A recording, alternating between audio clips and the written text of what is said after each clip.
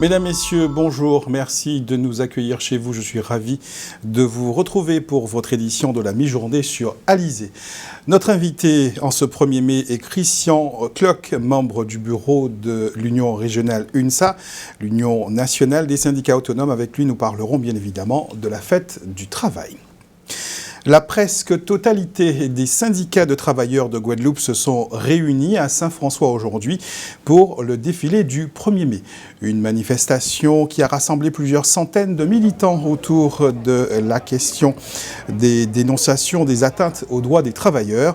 Muriel Barlagne est allée à la rencontre des manifestants. Je vous propose d'écouter deux d'entre eux. Je suis venue à ce défilé parce que le 1er mai, c'est la fête du travail. Je crois que tout travail doit se mobiliser un jour pour parler de travail, pour rencontrer d'autres travailleurs, pour faire du chemin ensemble. Nous sommes très sensibles aux luttes qui sont menées parce qu'il y a des gens avant nous qui ont lutté, il y a des gens qui continuent à lutter et sûrement qu'il y aura des gens qui vont lutter aussi après nous.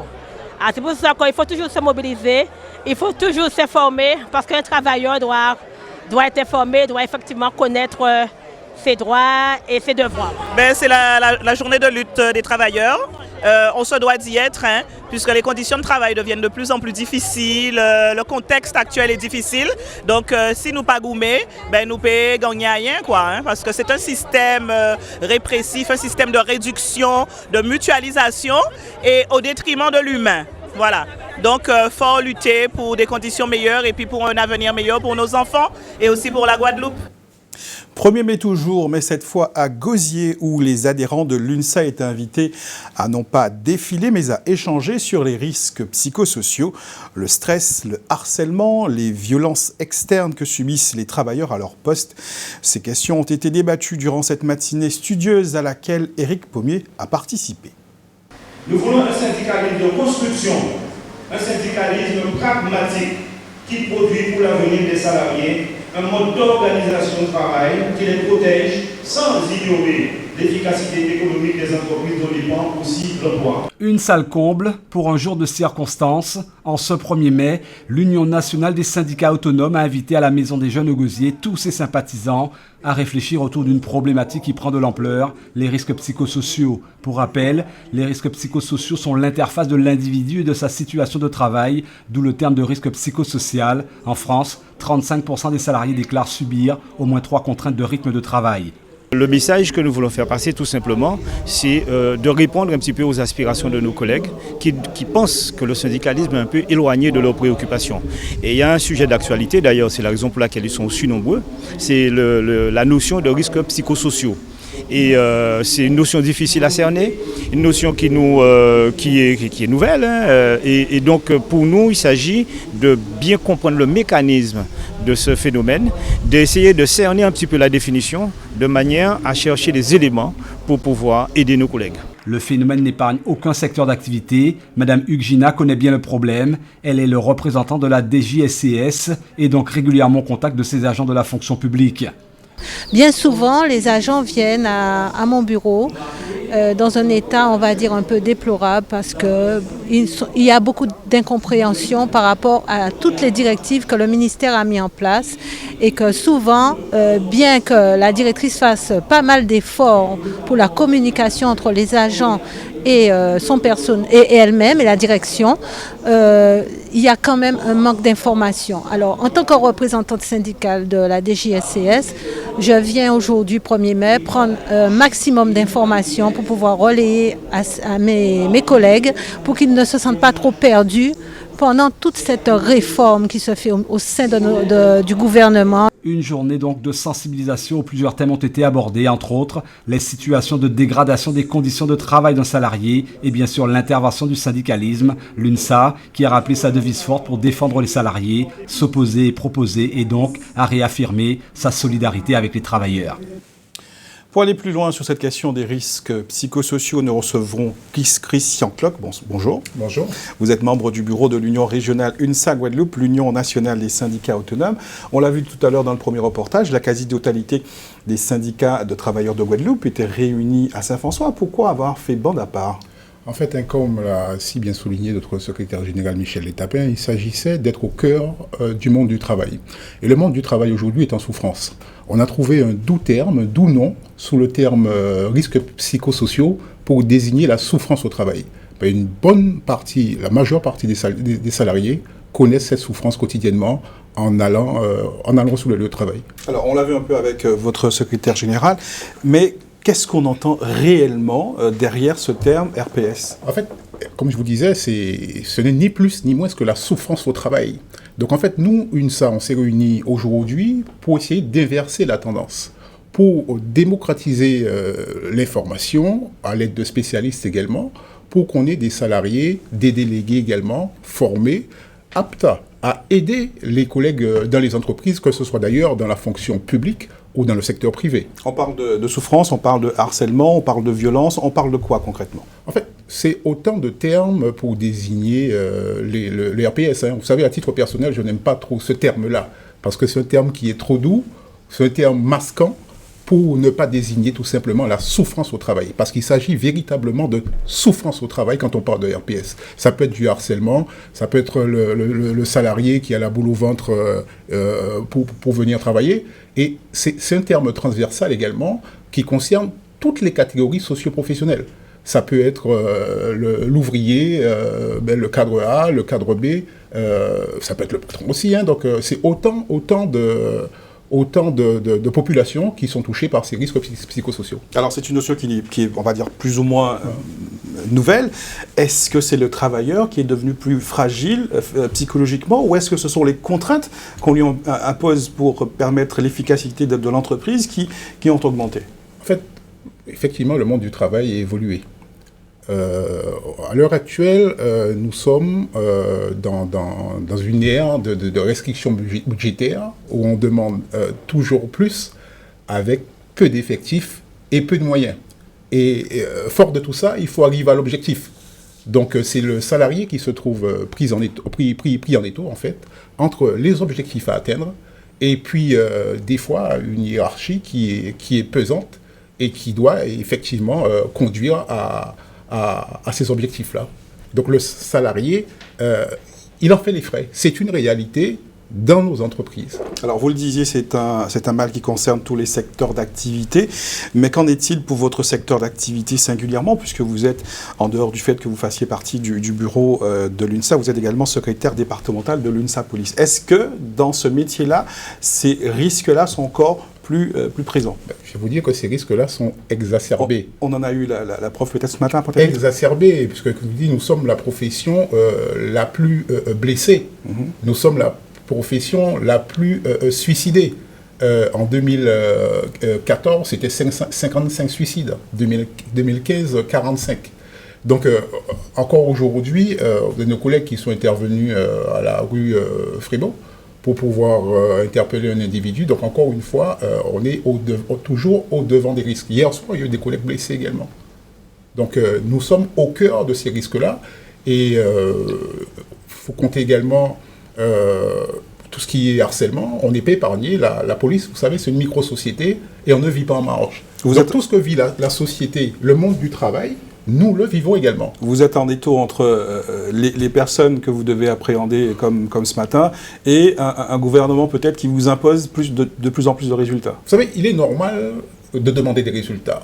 Quand on est travailleur, on est salarié, il est normal de produire des résultats. Mais il est nécessaire et indispensable de fournir les moyens et le personnel pour les atteindre.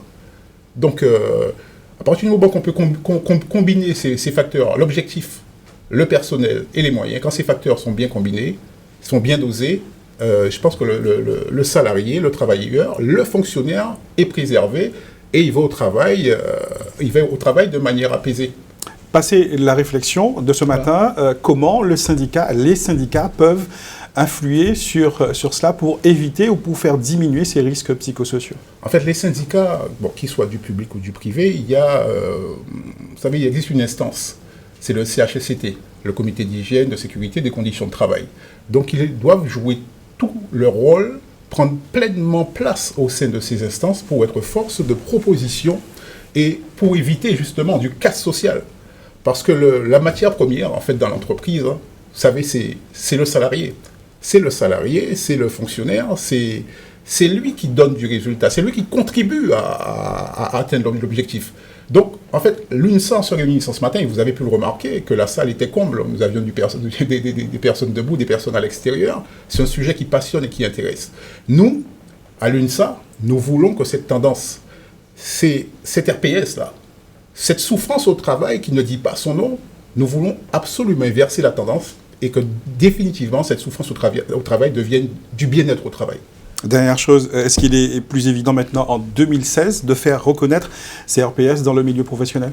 En fait, il est toujours difficile de faire reconnaître ces choses-là. Il est toujours difficile parce que des fois, vous pouvez avoir une hiérarchie qui est sourde et qui n'a en ligne de mire que l'objectif à atteindre. Donc, en ce moment, le salarié est piétiné. Nous disons que le salarié doit se relever.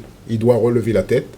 Il y a des outils pour ça. Encore une fois, je vous dis, l'instance CHSCT, les syndicats doivent jouer pleinement leur rôle et peser et sur le patron et sur les directeurs pour que le salarié devienne la ressource première, la matière première au sein de l'entreprise.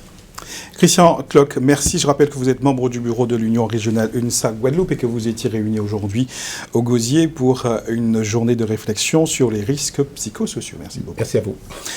Comment préserver sa santé? C'était la question centrale du rendez-vous en famille organisé hier au complexe WTC de Jarry. Un rendez-vous qui a attiré un très nombreux public auquel s'est mêlé Muriel Barlagne. Reportage. Le rendez-vous santé en famille, un rendez-vous pour apprendre à prévenir, guérir et vivre avec la maladie à tous les âges. Pour l'occasion, une cinquantaine de stands animés par des professionnels de la santé ont été installés au complexe World Trade Center de Jarry. Une initiative du Lions Club portée par le CHU de Pointe-à-Pitre-Abîme. C'est vrai que le CHU est habituellement dans le curatif, dans le soin, dans la prise en compte des pathologies, mais c'est beaucoup plus intéressant de s'intéresser à la santé en amont, c'est-à-dire avec des notions de prévention. Donc l'idée, c'est porter des réponses sur la préservation de la santé à tous les niveaux.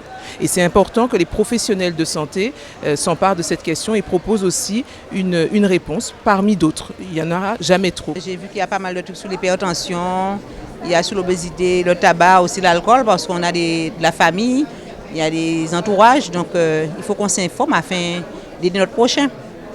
Drépanocytose, hypertension artérielle, diabète, de nombreuses pathologies ont été mises en avant. Ici, on parle d'accident vasculaire cérébral, un mal qui touche toutes les catégories de la population, notamment les enfants. Agnès en sait quelque chose. L'AVC, j'ai déjà fait un AVC à 40 ans. Avec la vie qu'on mène à l'heure actuelle, on court à droite, on s'occupe des enfants, on ne prend pas le temps de s'occuper de soi, on est sous stress permanent, on en demande toujours plus et toujours plus vite. Et puis, alors on fume. On fume parce que on a l'impression, c'est une impression, mais on le croit, que c'est un moment de détente. Et puis en fait, on augmente les risques et puis un jour ça arrive. Et vous ne comprenez pas, vous perdez la couleur dans un œil, vous crachotez, vous avez du mal à parler. Et puis c'est là. Créée en 2011, l'association France AVC Guadeloupe fait de la sensibilisation et aide les familles à vivre avec les séquelles de la maladie. Une pathologie qui peut être évitée. Il faut avoir une bonne hygiène de vie. Il faut faire attention à ce que nous consommons. Des aliments trop riches en sucre, en sel, en graisse saturée, ça provoque l'AVC. Parce que les aliments trop riches en graisse peuvent provoquer des thrombus, beaucoup de cholestérol chez les personnes et ainsi favoriser un AVC chez les gens. Des mini-conférences étaient aussi au programme de la manifestation. Parmi les intervenants, Henri Joseph, docteur en pharmacognosie. Dans la matinée, il est venu expliquer comment rester en bonne santé le plus longtemps possible grâce à l'alimentation. Pour lui, cela passe par le respect de certaines règles qu'il a réunies dans ce qu'il appelle le régime caribéen. Le régime caribéen, c'est un concept que j'ai mis au point pour nos compatriotes, qui est basé en fait sur 3 aliments qui sont indispensables pour vivre longtemps et en bonne santé. Du poisson, plus de poisson que de viande, des aliments à index glycémique bas et des antioxydants. Insuffisance cardiaque, cancer font partie des autres sujets qui devaient être abordés dans ces conférences. Parlons maintenant politique. Toujours doigt dans ses bottes, le Parti communiste guadeloupéen continue de prôner l'autonomie de la Guadeloupe, c'est-à-dire un changement de relation avec la France et l'Europe. Ériger une entité disposant de pouvoirs propres dans certains domaines de compétences et de pouvoirs partagés avec l'État français qui continuerait d'exercer des pouvoirs régaliens. Voilà ce que souhaite le PCG. C'est autour de cette problématique que le parti de Christian Céleste invitait la population à un colloque organisé hier à l'espace régional Orézé. Jacques Damprobre y était. L'autonomie, une vieille revendication du Parti communiste guadeloupéen qui remonte à 1958, année de sa naissance. Un objectif pour le PCG, une chimère pour les tenants de la départementalisation. Toujours est-il que depuis la révision de la Constitution française de 2003, l'autonomie n'est plus ce mythe qui a engendré des peurs chez bon nombre de Guadeloupéens. Les articles 73, les articles 74 ne sont pas une rupture avec la France, mais constituent effectivement une forme de plus grande gouvernance, de plus grande aisance dans la gouvernance locale. Au cours des 12 dernières années, Saint-Martin, Saint-Barthélemy, la Martinique et la Guyane ont franchi le pas de la responsabilisation politique accrue. La Guadeloupe, elle, continue à tirer le frein à main. Aujourd'hui, l'obstacle, ce n'est pas au niveau de l'État français qui a mis en place un cadre dans lequel on peut évoluer. Le problème, c'est précisément, comme ce sont les élus qui sont à l'initiative, qui doivent être à l'initiative d'une proposition à l'État. Donc, il faut qu'on arrive à faire comprendre à nos élus guadeloupéens que leur responsabilité, ce n'est pas seulement de gérer ce qui est en place. Ils ne sont pas seulement là pour gérer les affaires courantes, mais ils ont aussi vocation et responsabilité pour se projeter vers l'avenir. La Constitution, de toute façon, laisse aux élus l'initiative.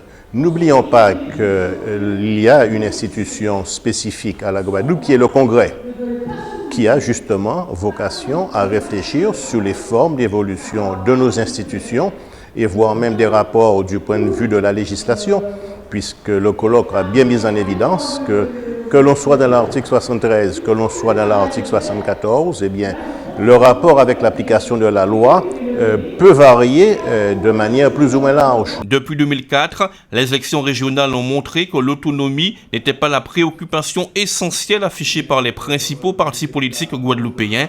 Il est sans doute plus facile de remporter le scrutin régional que de proposer un véritable projet de société. Place maintenant à un tour d'horizon de l'actualité dans la grande région. Nous irons à Cuba où, après le président des États-Unis, c'est le ministre des Affaires étrangères du Royaume-Uni qui était en visite officielle. Mais avant, direction Porto Rico où les autorités ont confirmé la mort d'un homme lié au virus Zika. C'est votre rendez-vous Caraïbes. Le premier mort lié au virus Zika aux États-Unis a été signalé à Porto Rico. Selon les Centres américains de contrôle et de prévention des maladies, le CDC, le patient est décédé de complications liées à une grave thrombocytopénie qui se caractérise par un faible nombre de plaquettes dans le sang. Bien que les décès liés au virus Zika soient rares, la première mort identifiée à Porto Rico révèle la possibilité de cas graves ainsi que la nécessité de poursuivre la sensibilisation pour que les personnels soignants aient conscience des complications pouvant entraîner des maladies graves ou la mort. Les CDC ont examiné 6157 cas présumés de Zika dans l'île de Porto Rico entre le 1er novembre 2015 et le 14 avril 2016, selon leur rapport. Les scientifiques ont indiqué que dans 11% des cas, les analyses de laboratoire montraient une infection au virus Zika en cours ou récente, dont 65 femmes enceintes.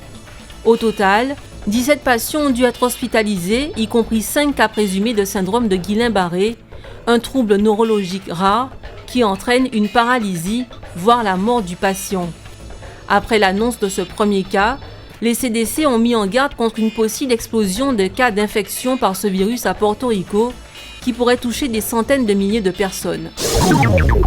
Le ministre britannique des Affaires étrangères du Royaume-Uni, Philip Hammond, est arrivé à Cuba à l'occasion d'une visite officielle, la première d'un responsable britannique de son rang dans le pays depuis 1959. Objectif de ce déplacement, des discussions sur la coopération concernant les services financiers, l'énergie, la culture et l'éducation. Il doit aussi signer un accord bilatéral restructurant la dette du pays envers le Royaume-Uni. Le chef de la diplomatie britannique entend aussi évoquer les tournants économiques et sociaux pris par l'île, la question sensible des droits de l'homme et du commerce et des problématiques sanitaires, notamment celles liées au virus Zika. Dans un communiqué, M. Hammond déclare que visiter Cuba depuis la Révolution est une opportunité pour lui d'entendre ce que la Havane pense de ses défis actuels et comment l'île voit son avenir, même si la Grande-Bretagne et Cuba ont des visions du monde et des systèmes politiques qui sont très différents. Cette visite suit celle historique aussi de Barack Obama et de Nicolás Maduro à la fin du mois de mars. Cuba devient définitivement une île très courtisée des grands de ce monde. La Cour suprême indienne a rejeté le recours formé par une Française contre son extradition au Chili. Santiago la soupçonne d'avoir participé en 1991 à l'assassinat du sénateur de droite Jaime Guzmán Errázuriz. Mario Manuel Verhoeven avait été arrêté en février 2015 à la demande de la justice chilienne par Interpol, peu après son entrée dans le pays à la frontière indo-népalaise. La cinquantenaire originaire de Nantes est depuis détenue à New Delhi. Afin d'éviter son transfèrement vers le Chili, ses avocats faisaient valoir que le traité d'extradition entre les deux pays n'était pas valable. Ce dernier, qui date de 1897, a été conclu au moment où l'Inde était toujours une colonie britannique et il n'a pas été officiellement ratifié après la partition du pays en 1947. Argument rejeté par la Cour indienne, Marie-Emmanuelle Verhoeven, surnommée commandante Anna, est soupçonnée d'être la 6e tête d'un groupe d'extrême gauche chilien dont les membres ont abattu le sénateur Jaime Guzmán Errázuriz, considéré comme un des principaux idéologues de la dictature militaire d'Augusto Pinochet de 1973 à 1990. Quelques mots de sport maintenant avec du basket. Tout d'abord, l'Étoile de l'Ouest remporte le titre de champion de Guadeloupe de basket. Hier soir, au bout du 5e et dernier match de la finale des playoffs, les Pointe-Noiriens ont dominé leurs adversaires du Saint-François Basket Club sur le score de 80-55. La semaine prochaine, l'Étoile de l'Ouest défendra les couleurs de la Guadeloupe lors du tournoi Guy Margois qui se disputera au Palais des Sports Paul Chonchon à Pointe-à-Pitre. Ses adversaires seront les Martiniquais du Golden Lion et les Guyanais de la SC Tours. C'est le Français d'origine kenyane Terry James qui remporte la 26e édition du semi-marathon des Abîmes. Il améliore de 2 minutes le temps du précédent vainqueur de cette course hors stade, le franco-burundais Abraham Niyunkuru. Pour la petite histoire, Terry James avait été interdit de compétition pendant 1 année pour 3 manquements à des contrôles antidopage. Il a repris la compétition en début d'année 2016. On termine cette page sport avec du football en Martinique à 2 journées de la fin. Les footballeurs du Golden Lions sont déjà sacrés champions de division d'honneur. Hier soir, il leur a suffi d'un match nul sur le score de 0 but partout contre le club franciscain pour obtenir leur 2e titre d'affilée.